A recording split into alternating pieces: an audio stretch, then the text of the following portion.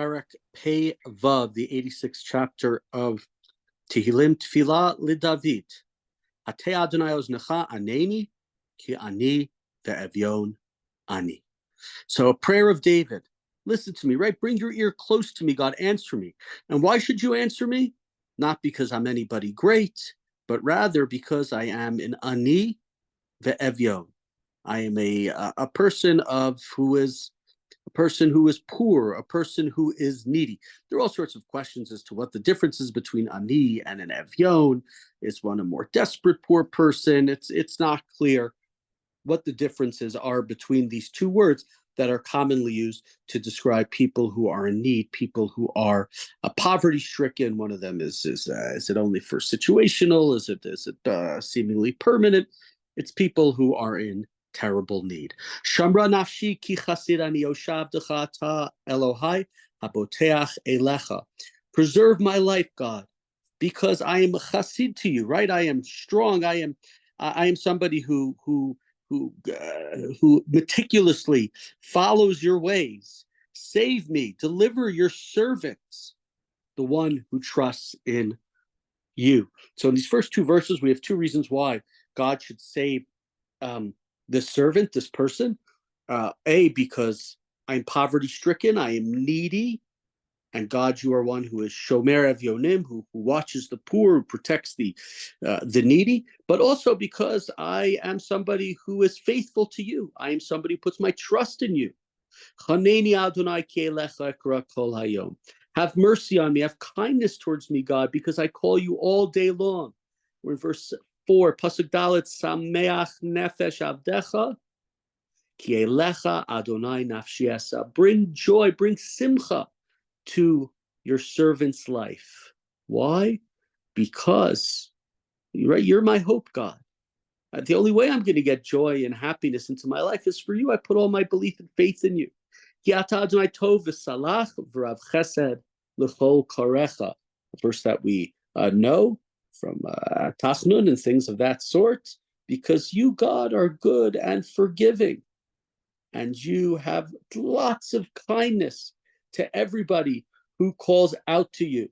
And this seems to have some of the words, as you probably see, of the Yud Gimel Midot Harachamim, the 13 attributes of mercy. We're still have some time between now and Rosh Hashanah Yom Kippur, but we're right past Tisha B'Av, past Tu B'Av, on our way to the month of Elul, and after that to the month of Tishrei. So this verse here, which seems to have some of that, we'll see more of that in a little bit. Continuing Pasuk Vav, Hazina Adonai tefilati v'akshiva b'kol tachanu notai. So again, Hazina, like this, the Ozan, like we had in the beginning, give your right incline towards me. Listen to my prayer, God. Listen, pay close attention. Have mercy upon me. Biyom sarati ekraeka, kita anedi. In my time of trouble, I call you, for you will answer me. And up to this point, we've had over and over again, I've called to you, I'm faithful to you, I'm poor, I'm needy, I put my hope in you, God. So listen and help me at my time of need. Now, a verse that we know from other places, Ein kamocha be'eluhim Adonai, v'ein kima'asecha, right? Shabbat morning, as we're taking out the service of taking out the Torah, there's none like you among the gods. There are none with deeds like yours. We've had verses like this in many different places.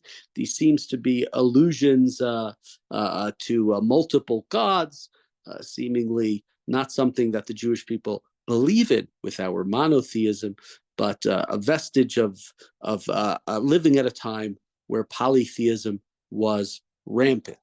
Right? There's none like you among the gods. There's nobody who's like you. Kol goyim, pasuk tet, asher asiti avo v'shtachavu lefanecha Adonai v'chabdu l'shmecha. All the nations you have made will come to bow down before you, God, and they will pay honor to your name. Well, will that happen? That will happen when everybody realizes that there's nobody like you. Everybody's going to believe in you. Comes back almost in a sense to, we've said many times, the prayers of Moshe.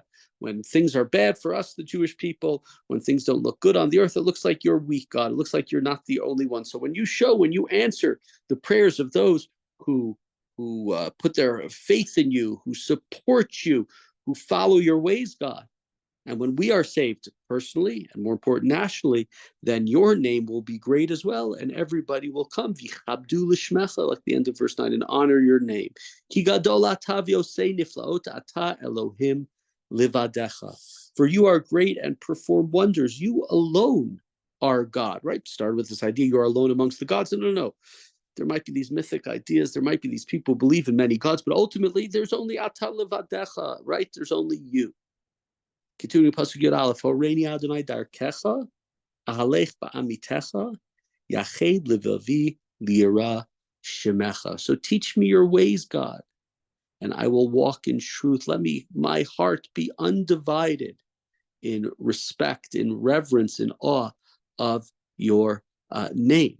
Similar to a request that we have from Moshe back in Shmot Perek Lamed Bet. Here as well, the psalmist David is asking to understand God's ways. Does this mean understand God's ways of justice? But we have a similar request by Moshe in Shmot Perek Lamed Bet, if I am correct. Odecha Adonai Elohai b'chol livavi. I will praise you, God, with b'chol livavi, with all of my heart, and I will honor your name forever. Right? This is contingent upon the answer to God, to the request of David, to learn God's ways, or is it just generally if God answers him, or is it just the truth and the realities he's shown during his life? We all make mistakes. David made some terrible mistakes, but always remained loyal to God, even during those times of error. They were not rebellious moments. They were moments where he made errors, as all humans make. Ki chastecha gadol alai v'tzalta nafshi mishol tachtiha. For you have remained faithful, steadfast in your love and in your kindness towards me. And you have matzil nafshi, you have saved my life from the depths of Sheol. This idea of Sheol, this also sort of mythic idea of this netherworld, this place where you go down and you can't come back up. Elohim, we're in pasuk Yudalid, Zaydim kamu alai, va'adat aritzim bikshu nafshi, velo samucha lenegdab. God, these arrogant people have risen up against me, ruthless people who seek my life, people who don't listen to you. What exactly are we referring to here? Well, we know throughout David's life it happened. Whether this be, Rashi says it was Doeg, who was the one who told Shaul that David was in Nov, the city of Kohanim, and then killed the Kohanim. And Rashi says it's also Ahitophel, who was the genius of the generation and David's advisor, who backed David's son Avshalom in his rebellion. And of course, as we read back in the book of Shmuel, there were others as well as those two, right? So God, they're evil men, ruthless men have come up to attack me. However, pasuk Tedvav Yata Adonai el Rachum v'Chanun Erech Apayim v'Rav Chesed ve'Emet. I said earlier we had an allusion to the Yud Gimel Mido, to the 13 attributes of mercy. And here, while we do not have all 13, we have them. Clearly, this is working off of back in Sefer Shmot at that time, following the Egel HaZahav, in that same episode where Moshe asked God to understand his ways, where God reveals the Yud Gimel Midot Rachamim. Here again, we don't have all of them. Here we have El, right? God, Rachum, merciful, Chanun, compassionate, Erech Apayim, slow to anger, Rav Chesed, full of overwhelmed with kindness, ve'emet, and with truth. Pnei Elai v'chaneni tna uzcha la'avdecha v'hoshia leven amitecha. Turn towards me. Have mercy. Grant strength to your servant. That would be me. V'hoshia, right? And deliver your servant, your maidservant. Now, I should just mention here that when here in the Tehillim we have the mentioning of the Yud Gimel Midot. Of course, it's originally with Moshe at the time of the golden calf. Moshe repeats it again later in the Torah, and we have others who use it. Yonah uses it. Here we have it. We have other places in the Torah where it's used, and it's almost as if in almost every place, not all of the 13 attributes are mentioned verbatim. Yonah, for example, leaves out the word emet when he's talking to God after God saves the people in Nineveh, because Yonah is upset.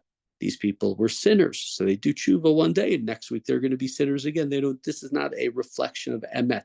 David here, in contrast, says that the wicked ones have risen up against him. They've been successful, but I am the one who is with you, God. I'm the one who's truthful. I'm the one who's your real servant. I'm the one who. So he has emeted here because God's kindness towards him would be a reflection of emet, of proper reward and reward and justice. And so we'll have it on Yom Kippurim, especially in the Ela, over and over again. We repeat the 13 attributes of mercy. It's not just the Jews after the liturgy, after the Sidurim were created and the liturgy was created, but throughout our history, our great leaders have turned to God with different versions of these 13 attributes of mercy. Continuing in verse 17, last verse. Aseh imi ot litova, v'yiru sonai v'yevoshu, ki ata Adonai azartani v'nichamtani. Show me a sign, right, that of kindness, of your favor, that my enemies will see and they will be frustrated or they will be embarrassed because you, God, have been my help. You, God, have given me comfort. And maybe here, right, it's not always the best to ask God for a sign. There are questions like that, whether this is the right thing to do. But here, perhaps part of what's being asked here by David is maybe if there's a sign shown to his enemies. Here we're talking about other Jews. Maybe they've done something wrong, and David doesn't want their destruction. David doesn't want them to be killed. We may have pointed out way back in the book of Shmuel that while the people that get in David's way generally, they disappear, they exit stage left. When David is trying to become king of Israel following the death of Shaul, he is not the one who is leading the people into battle. It is really his general Yoav and the other general Abner ben Ner, and David is trying to make peace. Yoav kills Abner ben Ner in Hebron, in what was an Ir Miklat, in a city of refuge. David tries, doesn't always succeed, to bring about things peacefully. He has many attempts, he has a number of attempts where he could have killed Shaul when Shaul was trying to kill him, and then presumably become king of Israel at that point, but he doesn't do so. So David, I believe here, he is asking for a sign less as a demonstration of God's deliverance to him, because he says in the beginning of the chapter, I put my trust in you, I believe in you, I am faithful to you. And that's who David was. Again, even at the times that he made terrible errors in his life, I believe it's the hope that David doesn't want his people to be fighting with each other. He doesn't want to see the death of his fellow Jew, which unfortunately there was many in his lifetime. So I think here there's a different type of the idea of a sign, but this is a chapter, somebody in need. First half of the chapter is very much about God. Help me because of who I am. Ki ani ve'avion, because I am poor, because I am needy, because I turn to you, and the second half of the chapter is much less about doing it because of who I am, but just the idea of who you are, God. You are merciful. You have great kindness. You, God, are somebody who saves and provides to those. So there's sort of this transformation. Do it because of who I am, to this will just be done because of your overwhelming mercy, and the hope, I believe, in this chapter of David, with his expression of Ein kamocha be'elohim Ein kamocha, right? There's nobody like you, God. You alone are in a different league than anybody else. Show me that sign so that we will not have a death and destruction, and will be able to move forward as a people peacefully under the divine wings.